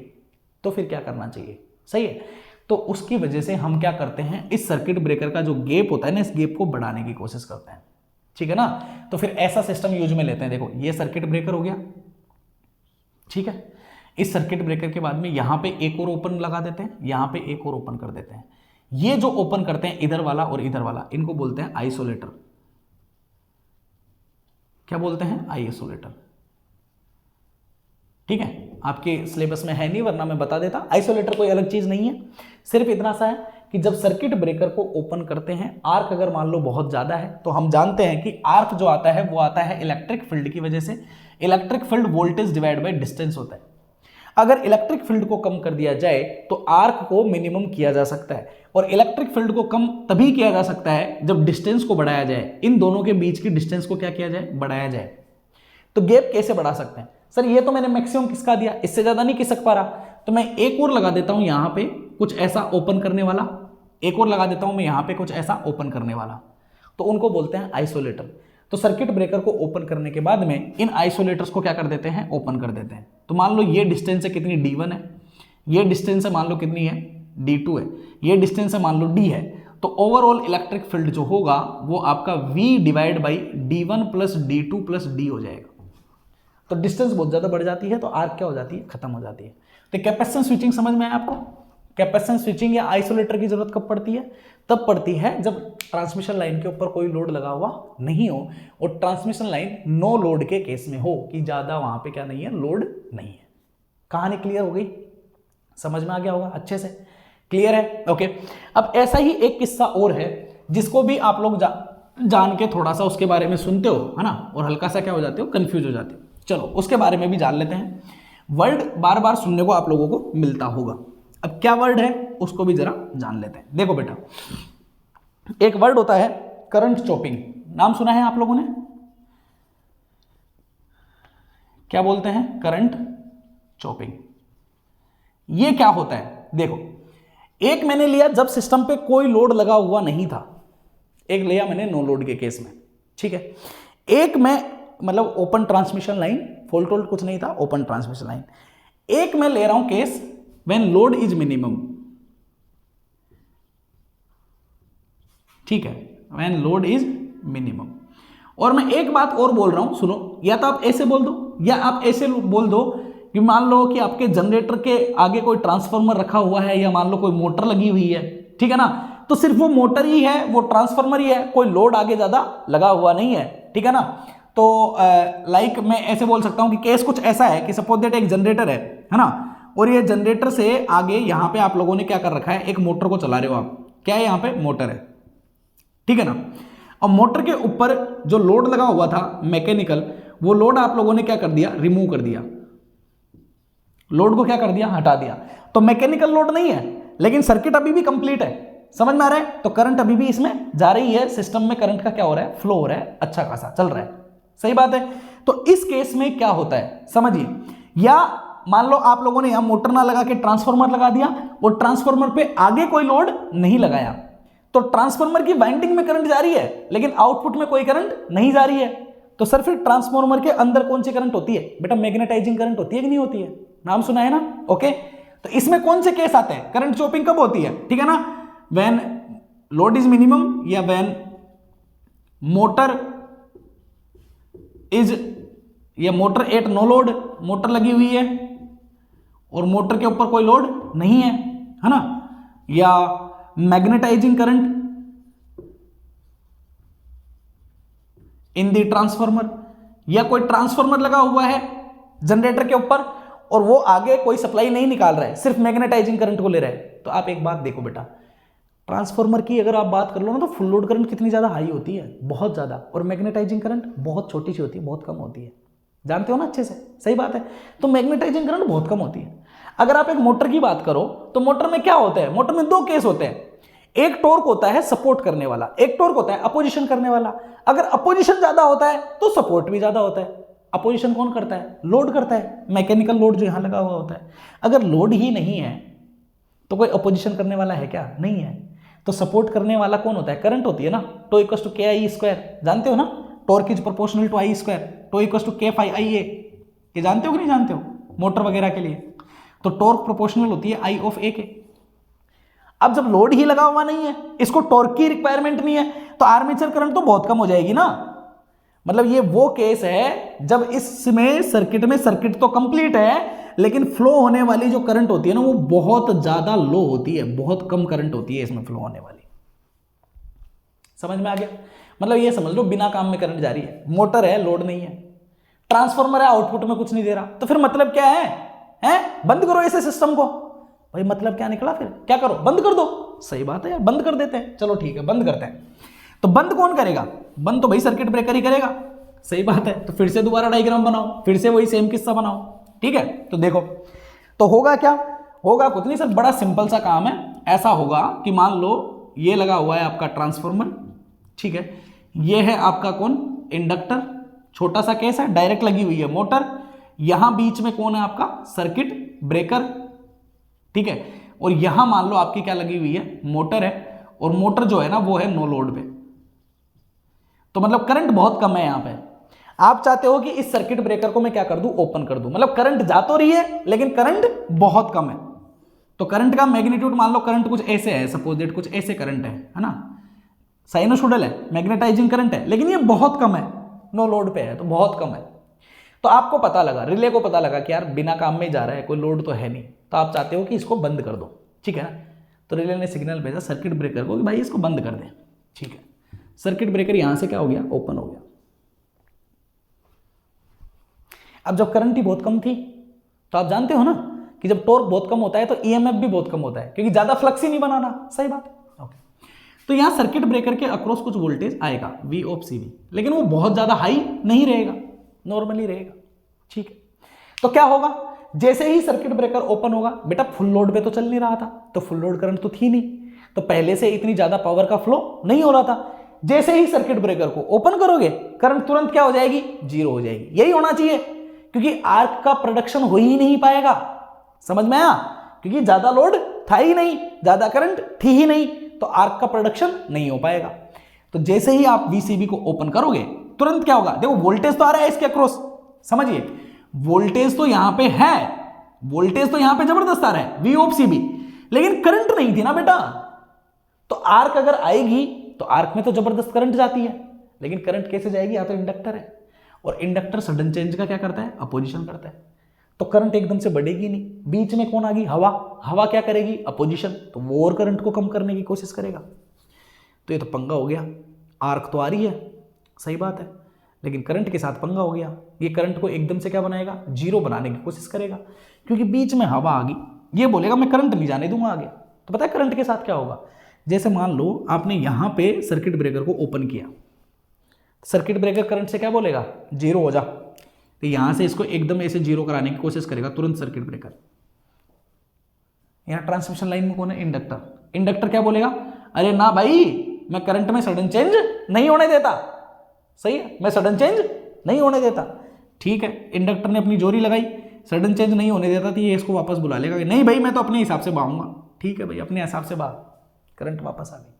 ठीक है, फिर थोड़ी देर फ्लो हुई, सर्किट ब्रेकर ने, यहां पे क्या है? हवा है ना, आप जानते हो हवा हट रही है, दूसरी हवा आ रही है, आयनाइजेशन होने नहीं दे रहे हैं, तो करंट जाएगी नहीं, तो ये वापस से बोलेगा ना बेटा तू जीरो हो जा, नहीं जाने देंगे। फिर इंडक्टर बोलेगा अरे ना ना भाई मैं तो भेजूंगा। ठीक है, फिर वापस से ये बोलेगा थोड़ी देर बाद में कि बेटा तू जीरो हो जा। फिर इंडक्टर बोलेगा अब तो बढ़ाऊंगा, अभी तो क्या बढ़ाऊंगा, यहीं आ गया मैं, तो करंट क्या हो जाएगी? जीरो हो जाएगी। तो ये जो बिहेवियर होता है ना, जो इन दोनों के बीच में लड़ाई होती है, ये बिहेवियर कहलाता है करंट चोपिंग। क्या कहलाता है? Current chopping. समझ में आ गई बात? ऐसा कब होगा? ऐसा इन केस में होगा। ठीक है, ऐसा इन केसेस में होता है, मतलब करंट बंद हो जाती है फिर आ जाती है, फिर बंद हो जाती है फिर जाती है, फिर बंद हो जाती है फिर जाती है। तो ये सही नहीं है। सही इसलिए नहीं है कि मान लो ट्रांसफार्मर लगा हुआ था आगे, सर्किट ब्रेकर ओपन हुआ, ट्रांसफार्मर के पास मैग्नेटाइजिंग करंट गई, फिर बंद हो गई, फिर गई, फिर बंद हो गई। सपोज दैट मोटर थी लगी हुई, तो नो लोड पे है बेटा, लेकिन करंट तो आ रही है, मोटर तो घूम रही है ना अच्छे से, तो क्या होगा? मोटर के साथ झटके लगेंगे, मोटर में करंट जीरो, मोटर बंद होना चाहेगी, फिर एकदम करंट चलेगी, फिर जीरो, फिर एकदम करंट चलेगी, तो मोटर में झटके लगना शुरू हो जाएंगे। हो सकता है मोटर टूट जाए, झटके, बड़ी बड़ी मशीनों में झटके भारी होते हैं, सही बात है, ज़्यादा करंट पे फ्लो हो रहा है। तो हम ये चाहते हैं कि करंट चोपिंग सिस्टम में ना हो, लेकिन अगर ऐसा होगा तो करंट चोपिंग तो रहेगी। तो फिर क्या करना चाहिए? हम ये करें कि यार ये करंट ना धीरे धीरे ही जीरो हो जाए ना, तो ज़्यादा बेटर है। सर्किट ब्रेकर ना कुछ ज़्यादा ही परेशान कर रहा है इंडक्टर को, तो हम पता है क्या करते हैं, हम यहाँ पे एक रेजिस्टेंस लगा देते हैं, हाई वैल्यू ऑफ रेजिस्टेंस। समझ में आ गया? तो ये बोलेगा कि बेटा ज़्यादा करंट तो नहीं जाने देगा, थोड़ी बहुत करंट, मतलब आप करंट चोपिंग एकदम से जीरो मत करो। अगर ये जीरो करने की कोशिश कर रहा है तो कोई बात नहीं भाई, इंडक्टर तो इधर से फ्लो करा ले भाई। ये तो बोलेगा कि मैं तो झटका दूंगा, जीरो करूंगा, ठीक है, तो जब ये जीरो करने की कोशिश करे थोड़ा सा इधर से बहा ले, फिर धीरे धीरे कम कर ले, तो यहां से करंट वापस से धीरे धीरे क्या हो जाएगी? जीरो हो जाएगी। तो यहां पे रेजिस्टेंस होता है, और ये जो रेजिस्टेंस होता है ना, इस रेजिस्टेंस की वैल्यू काफी ज्यादा हाई रखी जाती है। ऐसा नहीं है कि एक रास्ता मिल गया कि भाई हमेशा ही करंट अब ऐसे चली जाएगी ना, ये रेजिस्टेंस बहुत हाई होता है, मतलब ओपन सर्किट के जैसा ही बिहेवियर करता है। लेकिन इससे अच्छा ये है कि जब ये एकदम से बंद, ये चॉपिंग करने की कोशिश करता है ना, तो ये हल्का सा रास्ता प्रोवाइड कर देता है कि भाई चॉपिंग मत करो यार, जल्दी बंद कर दो पर चॉपिंग मत करो। ओके, तो इसको, ये रेजिस्टेंस बहुत ज्यादा हाई होता है, इसको बोला जाता है रेजिस्टेंस स्विचिंग। क्या बोला जाता है? Resistance switching. तो ये वर्ड भी क्लियर हो गया होगा आप लोगों को, रेजिस्टेंस स्विचिंग समझ में आ गया? रेजिस्टेंस स्विचिंग कब की जाती है, क्यों की जाती है? तो जब करंट चॉपिंग का फिनोमेना आता है, तो एक एडिशनल पाथ प्रोवाइड करने के लिए सर्किट ब्रेकर के पैरेलल में एक हाई वैल्यू ऑफ रेजिस्टेंस को कनेक्ट कर दिया जाता है। That resistance is called resistance switching. ठीक है ना? ओके, हाँ, आप इसमें कैपेसिटेंस भी बना सकते हो, कोई दिक्कत नहीं। ट्रांसमिशन लाइन थी ना यहाँ पे पूरी, आप ऐसे भी रिप्रेजेंट कर सकते हो। Okay, inductance, capacitance, VCB, R पूरा का पूरा। तो वर्ड क्लियर हुए? Current chopping, capacitance switching, resistance switching, recovery voltage, active recovery voltage, restriking voltage, rate of rise of restricting voltage. Clear है? Making current. ओके, हाँ, एक वर्ड और रह गया, that is called your breaking current. ठीक है, हाँ, इसको हटा देता हूं। हाँ, वो मेकिंग करंट के साथ ही बता देना था। ठीक है, वो छूट गया थोड़ा सा। ओके, देखो, एक वर्ड और रह गया, ब्रेकिंग करंट। ठीक है, ब्रेकिंग। अब ब्रेकिंग करंट का मतलब तो समझ ही गए होंगे, हैं? ब्रेक, भाई सर्किट ब्रेकर में दो कॉन्टेक्ट है, एक यूं है, एक यूं है। ये है फिक्स कॉन्टेक्ट, ये है मूविंग कॉन्टेक्ट। मेकिंग करंट जब होती है, जब ये दोनों एक दूसरे से बराबर रहते हैं और बराबर तरीके से करंट जा रही है। ठीक है, फॉल्ट आ गया, रिले ने सेंस किया, सेंस करने के बाद में रिले ने सिग्नल भेजा, सिग्नल भेजने के बाद में सर्किट ब्रेकर यहां से ओपन करना शुरू करेगा एक पर्टिकुलर करंट के लिए। सही बात है? तो वो वाली करंट जिस करंट पे सर्किट ब्रेकर ओपन होना शुरू करता है, उस करंट को बोला जाता है ब्रेकिंग करंट। क्या बोला जाता है? Braking current. और जब सिस्टम में फॉल्ट आ रहा था लेकिन ये दोनों अलग अलग नहीं हुए थे, उस करंट को बोला जाता है मेकिंग करंट। क्या बोला जाता है? Making current. अब पहले ये बताओ इन दोनों में से ज्यादा कौन रहेगा? सर फॉल्ट करंट तो ज्यादा ही होती है। फॉल्ट करंट ऐसे होती है बेटा, देखो फॉल्ट करंट होती है यूं, समझ गए? अब मेकिंग करंट क्या होती है कि जैसे ही फॉल्ट आया तो मैक्सिमम अमाउंट ऑफ करंट। अब मान लो सर्किट ब्रेकर किसी पर्टिकुलर पॉइंट पे जाके अलग हो रहा है, मान लो यहां पे सर्किट ब्रेकर के कॉन्टेक्ट ओपन हो रहे हैं, ठीक है? तो सर्किट ब्रेकर के कॉन्टेक्ट ओपन होने से पहले मैक्सिमम अमाउंट ऑफ करंट, तो ये करंट है मेकिंग। और ब्रेकर ओपन होने के बाद में मैक्सिमम अमाउंट ऑफ करंट जो कहलाती है, ये करंट होती है ब्रेकिंग। समझ गए? तो बड़ा कौन हुआ? मेकिंग हुआ, ब्रेकिंग हुआ? सर मेकिंग करंट हाई होती है, ब्रेकिंग करंट लो होती है, ध्यान रखना इस चीज का, ठीक है? मेकिंग करंट हाई होती है, ब्रेकिंग करंट लो होती है। डेफिनेशन क्या है? मेकिंग करंट वो करंट है जिस करंट पे सर्किट ब्रेकर अपने सर्किट मतलब क्लोज रहता है। ब्रेकिंग करंट वो करंट है कि वो मैक्सिमम अमाउंट ऑफ करंट जब सर्किट ब्रेकर ओपन रहे, है ना? और मेकिंग करंट वो मैक्सिमम अमाउंट ऑफ करंट जब सर्किट ब्रेकर क्लोज रहे, ठीक है ना? ओके, तो इनमें एक रिलेशन भी आप लिख सकते हो कि जो मेकिंग करंट होता है, मेकिंग करंट होता है ये approximately 2.5 times of braking current होता है, मतलब 1.5 गुना बड़ा होता है ये, इससे 1.5 गुना बड़ा होता है कौन? Making current. ओके, तो ध्यान रख लेना, मेकिंग करंट और ब्रेकिंग करंट जो होते हैं ये रेटिंग डिसाइड करने के काम आते हैं। किसके? सर्किट ब्रेकर की, rating of the circuit breaker. Okay, तो ये सारे पॉइंट्स नोट बना बना के लिख लेना आप लोग। ओके, तो सर्किट ब्रेकर आई होप आपका पूरा कंप्लीट हो गया होगा। टाइप ऑफ सर्किट ब्रेकर पढ़ाने की जरूरत नहीं है। देखो सीधी सी बात ये है, कल हम लोगों ने पढ़ा था कि आर्क को खत्म कैसे किया जा सकता है, तो हम लोगों ने वहां पे एक बात की थी, रेजिस्टेंस को बढ़ा के आर्क को खत्म किया जा सकता है। सही बात है ना? तो अब मीडियम जो है ना, उस मीडियम का रेजिस्टेंस आप कैसे कैसे करके बढ़ा सकते हो, वही आपके टाइप होते हैं।